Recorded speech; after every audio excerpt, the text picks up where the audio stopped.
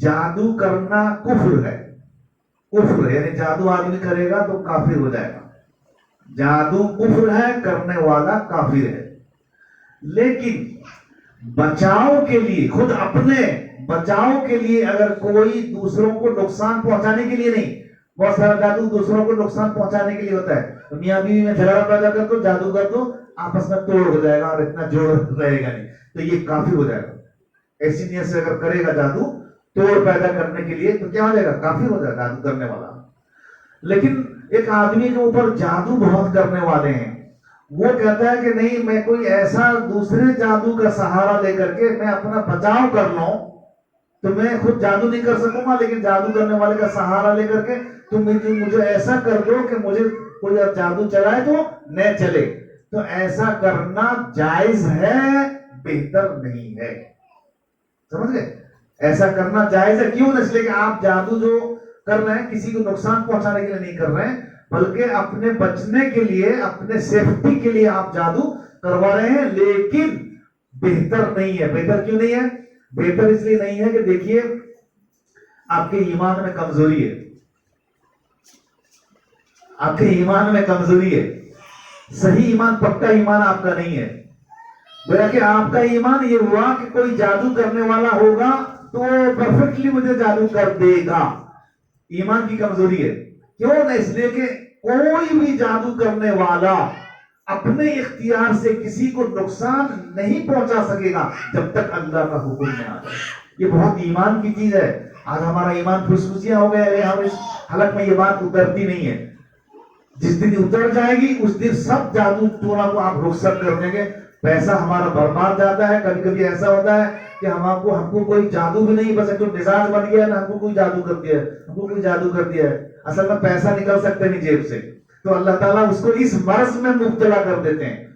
تو ہم تم کو مزاج جادو والا بنا دیے, بس جاؤ 5,000 روپے خرچ ہو رہا ہے, 10,000 خرچہ ہو رہا ہے, بیماری کچھ نہیں. جو ہو رہا ہے سب شیطان کی طرف سے ہو رہا ہے. اس لیے اللہ اس سے بچائے. یہ بہت بڑی مہلک بیماری ہے, مہلک بیماری ہے. جادو کے اس میں جو پھنس گیا وہ پھنستا ہی چلا جائے گا. اس لیے کبھی بھی اس کے اس میں نہیں رہنا چاہیے. آدمی کو اللہ کی شریعت نے جو دوا بتائی ہے اسی کو اگر وہ استعمال صبح شام کرتا رہے گا, مرد ہو یا عورت ہو, صبح شام کرتا رہے گا, تو جادو کے باپ کا مجال نہیں کہ وہ آپ کو جادو کر دے. اتنی بڑی طاقت اللہ نے دی ہے ہم کو. مگر چونکہ ہمارا ایمان بہت کمزور ہے, قل اعوذ برب الفلق 3 بار, قل اعوذ برب الناس 3 بار صبح شام پڑھ لیں, ہاتھ میں دم کر دیں. اس طرح سے دم جو کریں گے خالی پھونکیں گے نہیں, بلکہ تھوک بھی کس طرح نکلے گا اس کا, اس طرح سے, اس طرح ذرا پورا تھوکیں گے نہیں, ہوے میں ذرا سا تھوک نکلے, پھونک دیا اور بدن کے اوپر اس طرح سے پھیر لیا. بدن آپ کا محفوظ. کس کی وجہ سے؟ یہ دونوں صورتوں کی وجہ سے. یہ دونوں صورتیں کس کی ہیں؟ اللہ کی ہیں. یہ اللہ کی ہیں. یقین کے ساتھ, اصل میں یقین کی کمزوری ہے. کہیں گے وہ تو جادو کرنا, وہاں سے جادو کرتے ہیں بھان مان تک, ہمیں یہ 2 صورت پڑھنے سے کیا ہوگا؟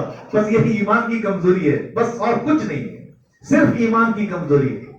جس دن ایمان کے ساتھ, یقین کے ساتھ ہم یہ دونوں سورت کو 3 مرتبہ پڑھ کر کے صبح شام دم کر لیں گے, تو صبح اگر کر لیے ہوں گے تو شام تک محفوظ. یہاں تک کہ سانپ بھی آپ کو نہیں کاٹے گا, سانپ بھی نہیں کاٹے گا, بچھو بھی نہیں کاٹے گا. یقین نہیں. اور شام کو اگر آپ پڑھ لیے ہوں گے, مرد ہو یا عورت, کوئی بھی, بچوں کو پڑھائیے آپ, جو بچے ذرا پڑھنے والے ہیں ان کو آپ پڑھائیے, منہ پڑھ اعوذ برب الفلق پورا پڑھا دیجیے اس کو, اور اس کو ایسا کرا دیجیے, بچہ محفوظ. کوئی جادو ٹونا, کوئی سیل آسیبی حملہ, جن جنات, شیطان, بھوت پریت, کسی کے پاس تعویذ لینے کو ہم کو ضرورت نہیں پڑے گی جانے کی. مگر صرف شریعت نے بہت بڑا ہتھیار دیا ہے, لیکن اس کو ہم لوگ استعمال کرتے نہیں ہیں, یا اگر کرتے ہیں تو یقین کے ساتھ نہیں کرتے ہیں. میں اپنے گھر کی بات بتا رہا ہوں آپ کو. جس دن کوئی چیز ہم کو نقصان پہنچا دیتی ہے تو ہمارے گھر میں پوچھتے ہیں آج دعا پڑھے تھے نہیں کیا, صبح پوچھتے ہیں آج دعا پڑھے تھے نہیں کیا, کہا میں تو پڑھا تھا. کیوں کاٹا آپ کو؟ بچھو نے کیوں کاٹا؟ چونٹی نے کیوں کاٹا؟ کچھ کمزوری تھی. آپ جو بڑے ہیں یا تو ایسے ہی پڑھنا بھی دو طرح کا ہوتا ہے.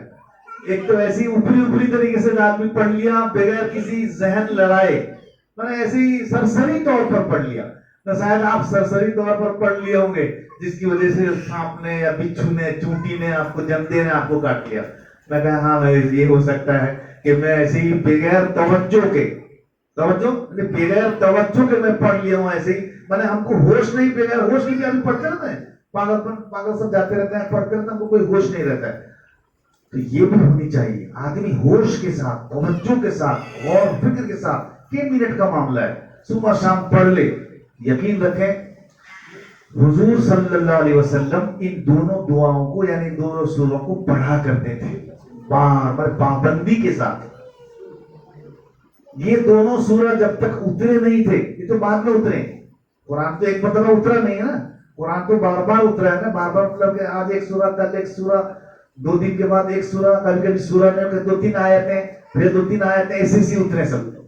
تو یہ دونوں سورہ جب تک اترے نہیں تھے تو حضور صلی اللہ علیہ وسلم پر بھی جادو چل گیا, چلا دیا جادو. اس وقت بھی جادوگر تھے. لبید بن عاصم ایک نام کا ایک بہت بڑا جادوگر تھا, اس نے حضور صلی اللہ علیہ وسلم کو جادو چلایا. وہ کنگھی کا لیا, بال کہاں سے لیا, کپڑا کہاں سے لیا, اس کے اوپر جادو کر کے تو کنویں میں ڈال دیا. کنویں میں ڈالا, وہ بھی کنویں کا پانی اتنا گندا پانی, سڑا پورا بو. تو اللہ نے فرشتوں کے ذریعے سے حضور صلی اللہ علیہ وسلم سوئے ہوئے تھے, سرہانے ایک فرشتہ خواب میں دیکھ رہے ہیں حضور, سرہانے ایک فرشتہ آ کر کے بیٹھا, پائجامے میں ایک پائنی میں آ کے ایک فرشتہ بیٹھا, حضور سو رہے ہیں خواب میں. تو نبی کا جو خواب ہوتا ہے وہ سچا ہوتا ہے, ہمارا خواب تو جھوٹا سچا سب ہوتا ہے. تو خواب میں حضور صلی اللہ علیہ وسلم دیکھ رہے ہیں, سرہانے والا پوچھ رہا ہے اس سے, ارے یہ آدمی کو کیا ہوا؟ وہ فرشتے سے پوچھتا ہے, یہ آدمی جو سویا ہوا ہے اس کو کیا ہوا؟ نہ اس کو جادو کر دی سکوں.